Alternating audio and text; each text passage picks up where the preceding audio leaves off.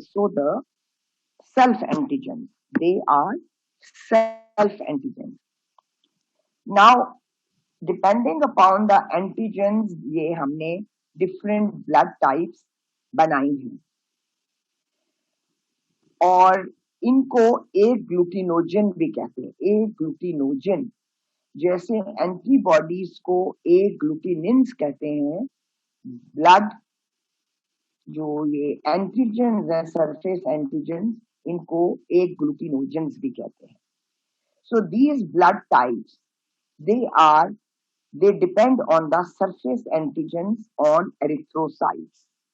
And remember that these antigens are the self antigens.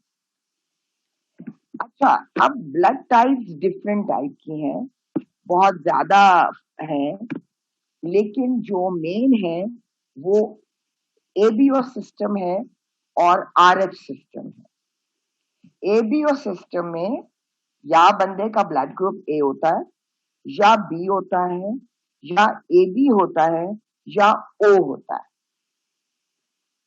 इसी तरह RH blood type है और इसमें या तो RH एंटीजन होता है या नहीं होता. इसके अलावा और भी बहुत सी ब्लड टाइप्स हैं जिसमें MNS है, किड है, लूथरैन, कैल, और इसके अलावा भी बहुत सारे ब्लड टाइप्स हैं, लेकिन इनको हम माइनर ब्लड टाइप्स कहते हैं. एक तो ये कम है, दूसरा ये उतनी ज्यादा इम्यून रिस्पॉन्स को एक्टिवेट नहीं करते अगर गलत ब्लड ग्रुप लग जाए, तो इसलिए इनका इतना जिक्र नहीं होता. लेकिन main blood groups ABO system है और आरएच ब्लड सिस्टम है. अब ये एबीओ ब्लड सिस्टम और आरएच ब्लड सिस्टम जो है, हम इसको मेनली डिस्कस करेंगे. और अब मैंने आपको बताया है कि antigens surface of red blood cells पे मौजूद होती हैं. We are going to discuss these two systems, plus we are going to discuss what is the difference between these two systems. जब हम किसी का कहते हैं कि उसका ब्लड ग्रुप ए है या ए पॉजिटिव है, अभी चलिए मैं आपको समझाती हूँ. ए पॉजिटिव है तो इसका मतलब ये नहीं होता कि ए पॉजिटिव है. इसका मतलब ये होता है कि इस शख्स के आरबीसी पे ए एंटीजन भी लगी हुई है and positive indicates RH blood type, यानी कि इसके एरिथ्रोसाइट पे ए एंटीजन भी है और आरएच एंटीजन भी है, which is basically D antigen. ये चीज बड़ा क्लियरली आपको पता होना चाहिए. अदरवाइज यूजुअली स्टूडेंट ये समझते हैं कि ए पॉजिटिव का मतलब है कि ए मौजूद है. नहीं, ये जो दो मेन ब्लड टाइप्स हैं, ओबीओ सिस्टम या एबीओ सिस्टम या ओएबी सिस्टम, वो इंडिकेट करता है, प्लस जो प्लस का निशान होता है या पॉजिटिव कहते हैं, वो इंडिकेट करता है आरएच टाइप को. अगर डी एंटीजन मौजूद है, D capital D for dog, तो हम ए के साथ हम उसको प्लस लगा देते हैं. इसका मतलब इसमें ना सिर्फ ए एंटीजन मौजूद है बल्कि डी एंटीजन भी मौजूद है. इसी तरह अगर किसी का ब्लड ग्रुप ए नेगेटिव हम लिखते हैं तो उसका क्या मतलब होगा? RH negative. RH नेगेटिव ए है उसका. ठीक है ना, ये बात आपको क्लियर होनी चाहिए. तो first we are going to start with ABO system. As I told you, it depends upon the presence or absence of antigen. ABO system में हमारे 4 ब्लड टाइप्स हैं, 4 ब्लड ग्रुप्स हैं. अगर एंटीजन ए या ए ग्लूटिनोजन ए मौजूद है on the surface of red cell membrane, the person is having blood group A. अगर B antigen मौजूद है या बी ए ग्लूटिनोजन मौजूद है, we call that this person is B. He is having B blood group. in certain individual, both A and B antigens are present, and we say that the blood group is AB. Or lastly, if neither A nor B antigen is present, we say the blood group is O. Is it clear? O समझ लो, इसको zero नहीं, ये O है कि neither A nor B antigen is present. तो पहली बात मैंने आपको ये बताई कि on the surface of red blood cells, these agglutinogens or antigens are present. Depending upon which antigen is present, we label him with that blood group. अगर RBCs के सरफेस पे A एंटीजन मौजूद है, we are going to say कि इस बंदे का blood group A है. अगर B मौजूद है तो ब्लड ग्रुप B है. अगर A B दोनों एंटीजन इसके आरबीसी के सरफेस पे मौजूद है तो ब्लड ग्रुप AB है.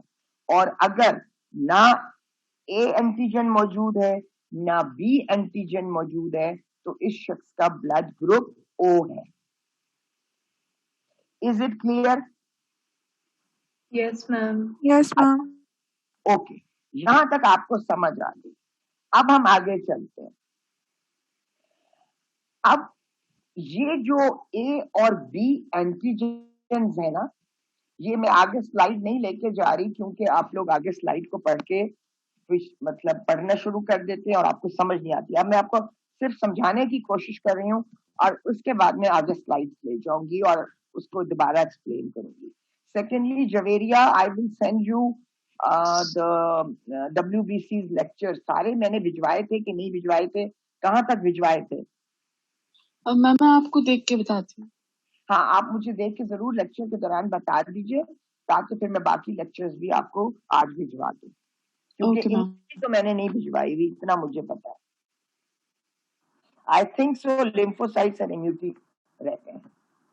चलें देख लें, मुझे बता दीजिए. अच्छा, हाँ, अब मैं कह रही थी कि ये ABO सिस्टम है. अच्छा, ये जो A और B एंटीजेंस हैं, ठीक है, ये हमारे एटमॉस्फेयर में भी प्रेजेंट हैं. कुछ बैक्टीरिया जो एटमॉस्फेयर में है उसमें भी प्रेजेंट है, कुछ फूड्स में भी प्रेजेंट है. तो ये जो A और B एंटीजेंस हैं जो हमारे रेड ब्लड सेल मेम्ब्रेन पे मौजूद हैं, ये हमारे बॉडी के अलावा कहाँ मौजूद है?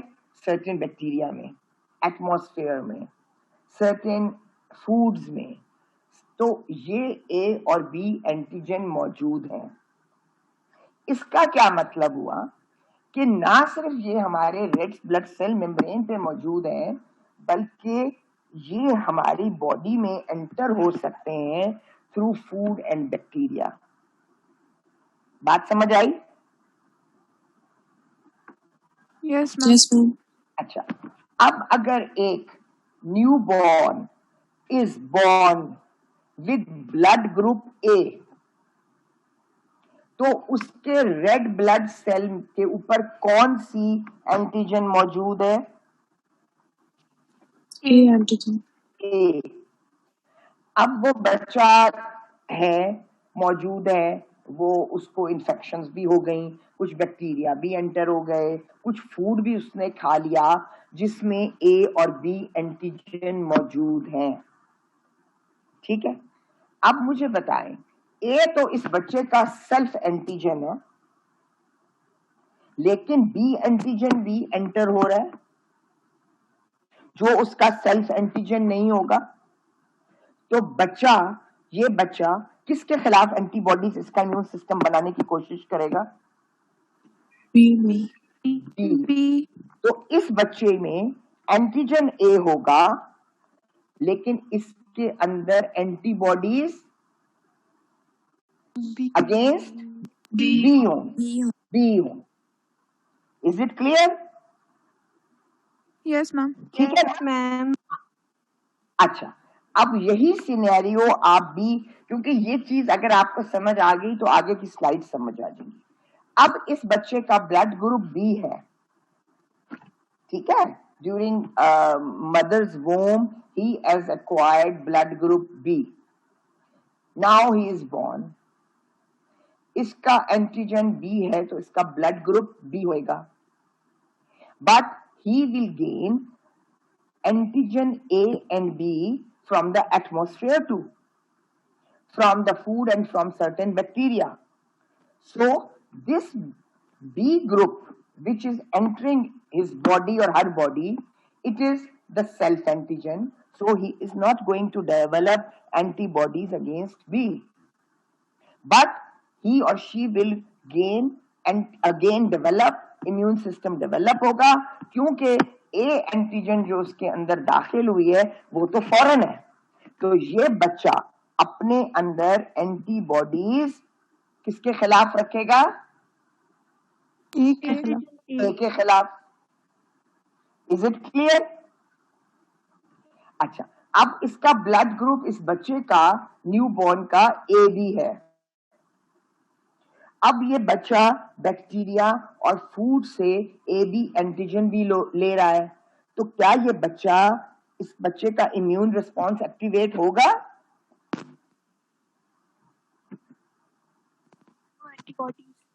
No ma'am, no antibody. No, तो इसके अंदर दोनों एंटीजन्स होंगी ए बी, लेकिन एंटीबॉडीज कोई होंगी?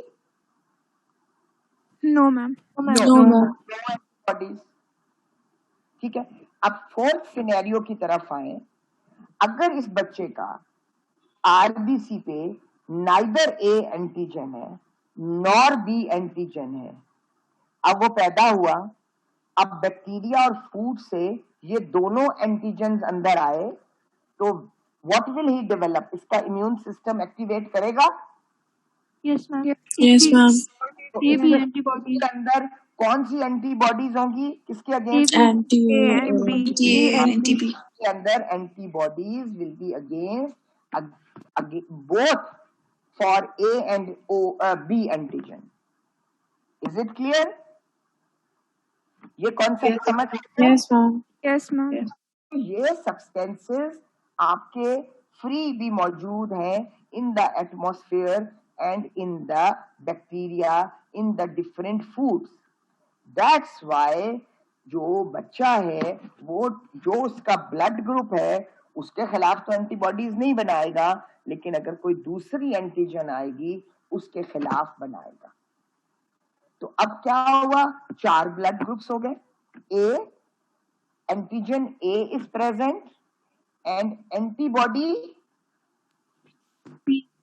B is present. Another person, antigen B is present, that means the blood group is B, but antibody will be against A. A child is born with AB, both the antigens will be present, but no agglutinin or antibodies will be present. ठीक है? Another scenario, O, neither A nor a B antigen is present, but antibodies will be present for both A and B. So this is the basic concept of blood types in ABO system. ठीक है?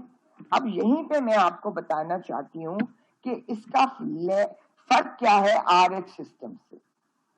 इसका फर्क RH system से ये है कि RH antigen जो D antigen है वो फ्रीली अवेलेबल नहीं है। वो ना सिर्फ बैक्टीरिया में भी नहीं मौजूद, फूड में भी नहीं मौजूद, एटमॉस्फेयर में भी नहीं मौजूद।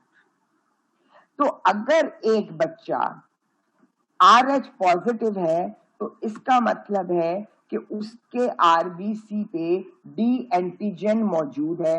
ये तो क्लियर है, मैंने पहले कह दिया, जो भी एंटीजन मौजूद होगी वो उसका पॉजिटिव है। ठीक है? लेकिन अगर एक बच्चा उसके आरबीसी पे डी एंटीजन मौजूद नहीं है, उसके आरबीसी पे डी एंटीजन मौजूद नहीं है, तो क्या उसके अंदर कोई एंटीबॉडीज डेवलप होंगी? जरा थोड़ा सा कॉमन सेंस लगाओ।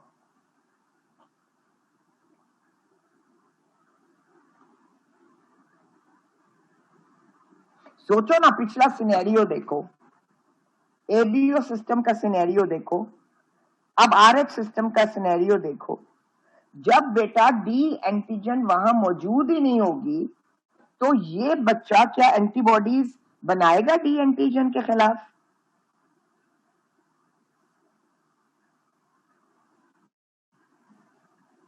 तुम लोगों को तो सुमन बुकमन हो गया भाई, बोलो क्या समझ नहीं आ रही?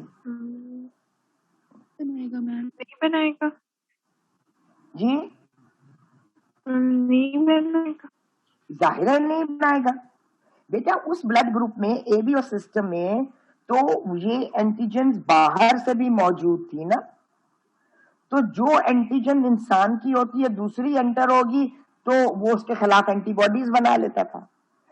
लेकिन आरएच सिस्टम में ये एंटीजन फ्रीली मौजूद नहीं है एटमॉस्फेयर और फूड बैक्टीरिया में। तो एक अगर पॉजिटिव है वो तो पॉजिटिव रहेगा, उसके अंदर तो कोई एंटीबॉडी नहीं होगी, क्योंकि वो तो अगर उसके खिलाफ एंटीबॉडीज कैसे बन सकती है, वो तो पॉजिटिव रहेगा। लेकिन अगर एक बच्चा नेगेटिव है तो उसके अंदर ना एंटीजन होगी ना सारी जिंदगी एंटीबॉडी होगी, क्योंकि एंटीबॉडी तो उस वक्त डेवलप होती कि वो डी एंटीजन फूड या बैक्टीरिया या किसी और सोर्स से एंटर होता, तो वो फिर एंटी डी एंटीबॉडीज बनाता ना। तो अगर एक बच्चा जिसका आरएच एंटीजन मौजूद नहीं है, तो वो ना उसके अंदर एंटीजन है ना उसके अंदर एंटीबॉडी होगी। हाँ, अगर इस शख्स को आप आरएच पॉजिटिव ब्लड दे देंगे, अगर इस शख्स को आप आरएच पॉजिटिव ब्लड दे देंगे तो क्या होगा कि ये तो उसके लिए अब Rh body Rh blood positive दे दिया तो वो तो वही सिनेरियो हो गया कि बाहर से उसके अंदर डी एंटीजन एंटर होगी, जबकि ये बच्चा नेगेटिव है, तो ये अब स्टिमुलेट करेगा एंटीबॉडीज को बनाने में, और इस बच्चे के अंदर फिर आरएच एंटीबॉडीज डेवलप हो जाएंगी। अब जो मैंने जितना बोला है इसको समझने की 2 मिनट कोशिश करो, और कुछ समझ नहीं आता तो मुझसे सवाल करो।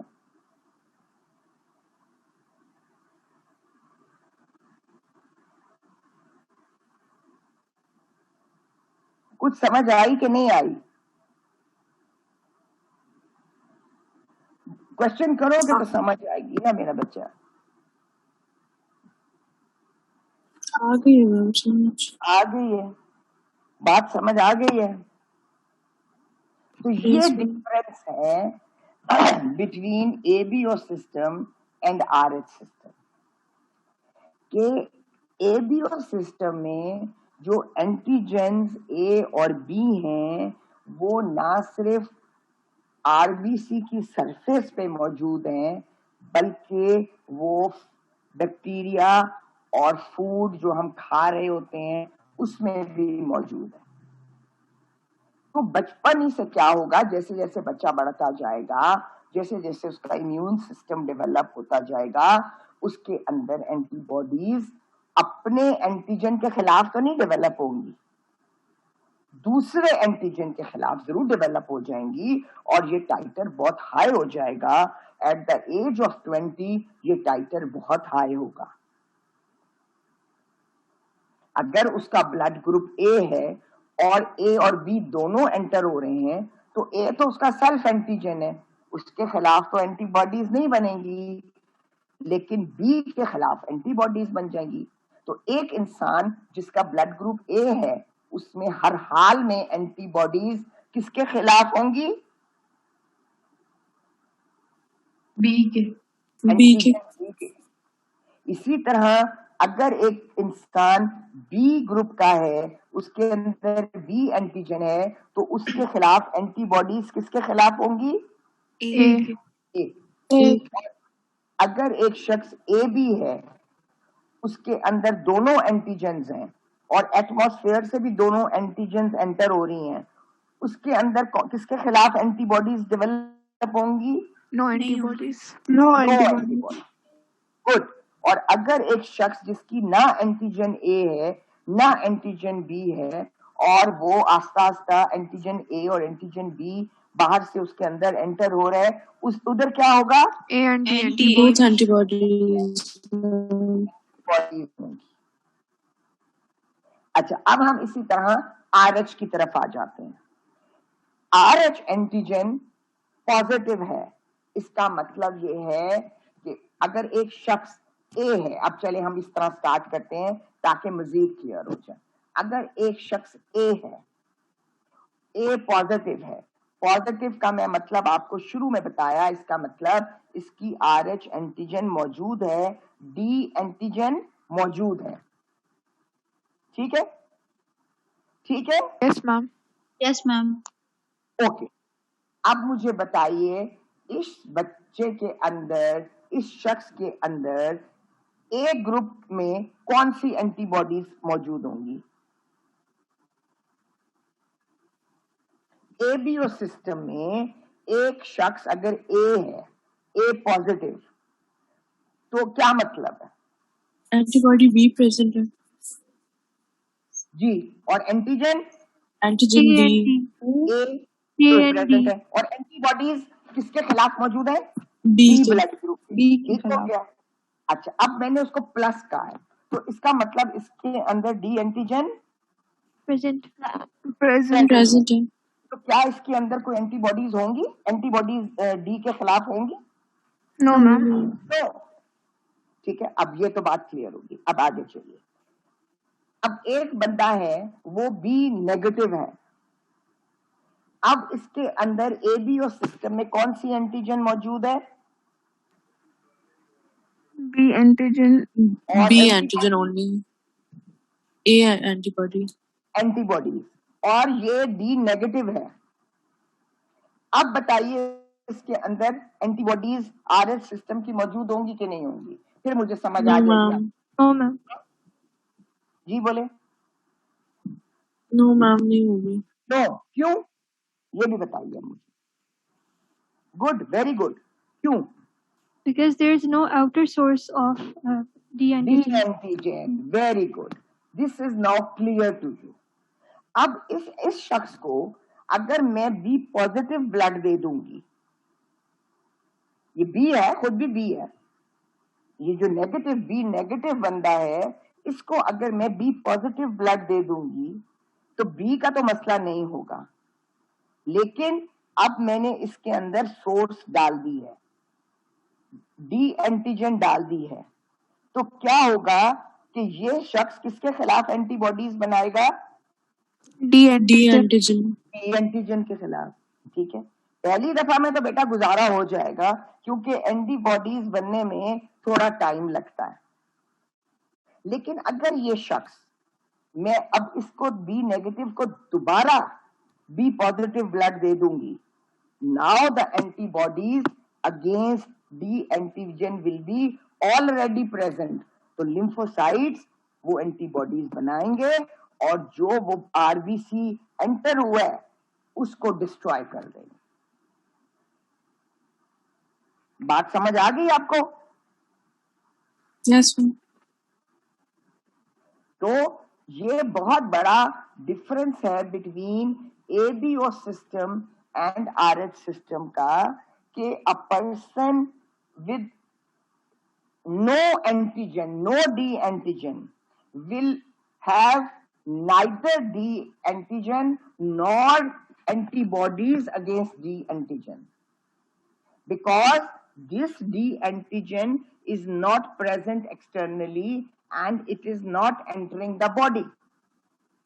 But if the source is there and we give a person who is B negative, we give blood B positive, Now the D antigen has entered that person's blood and the immune system will start forming antibodies against D antigen. आपको खुद पता है कि RBC का life 120 दिन है, तो पहली दफा तो गुजारा हो जाएगा, कुछ आरबीसी टूटेंगे, बनने में टाइम लगेगा, प्राइमरी रिस्पांस होगा, लेकिन अगर सेकेंड टाइम हम इसी शख्स को दोबारा बी पॉजिटिव ब्लड दे देंगे तो लिम्फोसाइट्स, मेमोरी सेल जो आप अपनी प्रीवियस नॉलेज से जानते हैं वो ऑलरेडी प्रेजेंट होंगे, फटाफट एंटीबॉडीज बनेंगी और जो आरबीसी हम उसको दे रहे हैं, जो ब्लड दे रहे हैं with blood group B positive, तो क्या होगा कि वो एंटीबॉडीज उन बी सेल्स को, डोनर के बी सेल्स को अटैक करेंगी और उसको डिस्ट्रॉय कर देंगी। सीवियर किस्म का एनीमिया प्रोड्यूस हो जाएगा, जॉन्डिस हो जाएगा।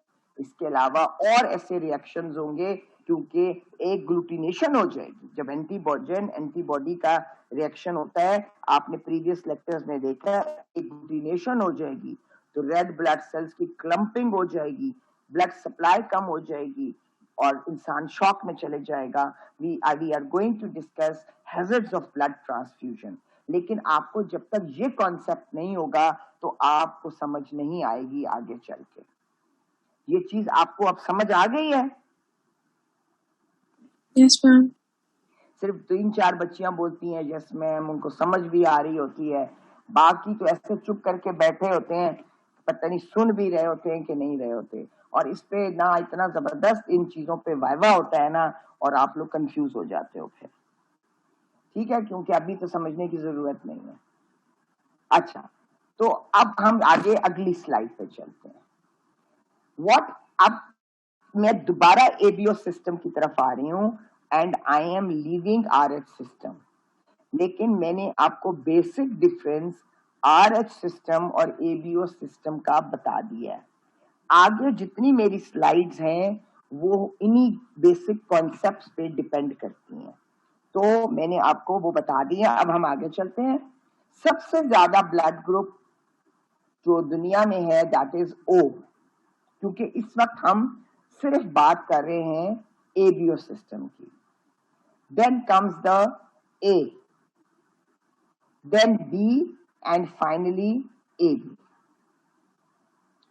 ठीक है, ये अक्सर पूछा जाता है कि मोस्ट कॉमनेस्ट ब्लड ग्रुप कौन सा है तो एबीओ सिस्टम में, तो it is O blood group.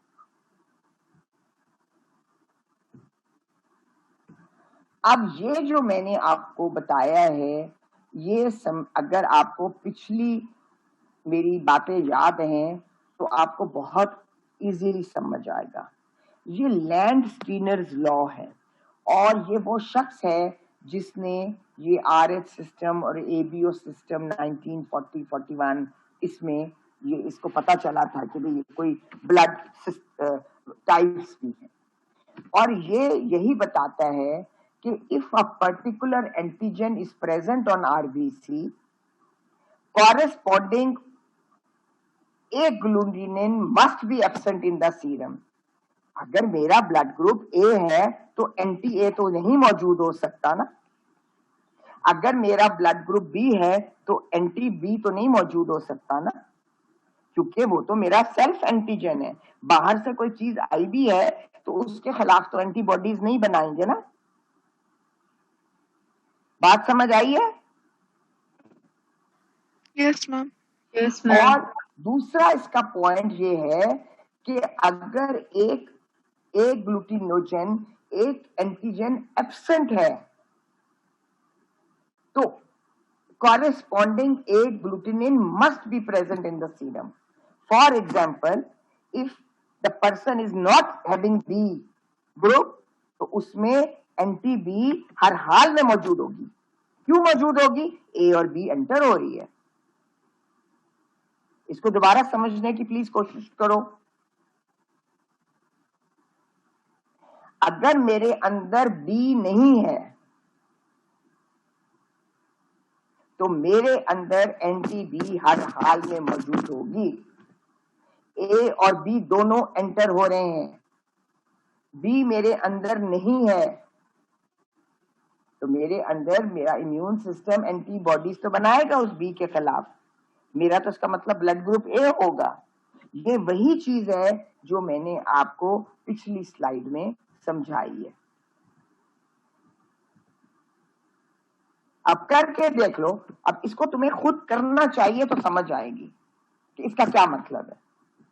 ये एबीओ सिस्टम के लिए है, but this law doesn't apply to Rh system, क्योंकि आरएच में तो हमने देख लिया कि अगर एक शख्स डी एंटीजन लेके पैदा नहीं हुआ, वो उस शख्स के अंदर सारी जिंदगी ना कोई डी एंटीजन होगा ना कोई डी एंटीबॉडीज होंगी, जब तक, क्यों? क्योंकि बाहर से तो कोई चीज एंटर हुई नहीं है, क्योंकि बाहर बैक्टीरिया और फूड में तो डी एंटीजन नहीं है, उसका तो सिर्फ एक ही सोर्स है, वो ये है कि उसको डी एंटीजन ब्लड ग्रुप दिया जाए, फिर वो डेवलप करेगा।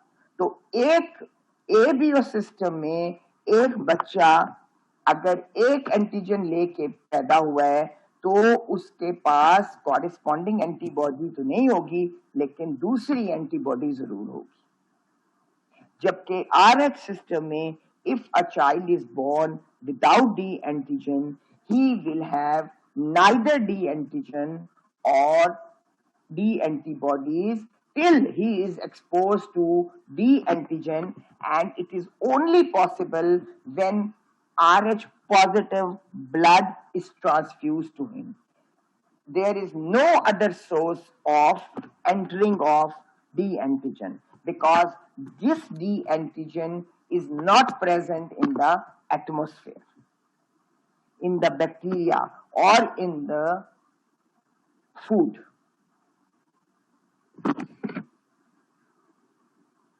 जी बताइए बेटा, कुछ समझ आई? Yes ma'am. Yes, ma'am. अच्छा जवेरिया, आपको मैंने कहाँ तक लेक्चर्स भिजवाए हैं? मैम ल्यूकोसाइट्स तक, red blood cells and then lymphocytes and immunity नहीं भिजवाई? No ma'am. ठीक है बेटा, आज मैं भिजवा दूंगी, ठीक है? Okay ma'am. ओके चले, ये चीज समझ आ गई आपको, आगे चलते हैं। अब अगर आपको ये चीज समझ आ गई है तो आपको ये अब आपको खुद आनी चाहिए। अब हमारे ब्लड ग्रुप आप लोगों ने खुद पढ़ा होगा, एक जीनोटाइप होता है, एक फिनोटाइप होता है। जीनोटाइप का मतलब होता है कि हमारा जेनेटिक मेकअप क्या है, और फिनोटाइप का मतलब होता है कि हम उसको प्रेजेंट कैसे कर रहे हैं, ठीक है? तो अगर एक शख्स का जीनोटाइप मदर से भी ओ मिला है, फादर से भी ओ मिला है, तो जीनोटाइप ओ होगा, इसका फिनोटाइप ओ होगा। एक ग्लूटिनोजन क्या होगा इसका? कुछ भी नहीं होगा। और antibodies will be present both for A and B antigens, that is anti-A and anti-B antibodies will be present. Clear? Yes ma'am. इसी तरह आप आगे चले, OA है, अब अगर उसको मदर से OA मिला है या फादर से AA मिला है, जो भी उसका आप किसी शख्स का जीनोटाइप लें, O इज रिसेसिव, तो इस बच्चे का हर हाल में ब्लड ग्रुप ए होगा, एंटीजन ए होगी, लेकिन एंटीबॉडीज इसके अंदर अगेंस्ट बी होंगी। सिमिलरली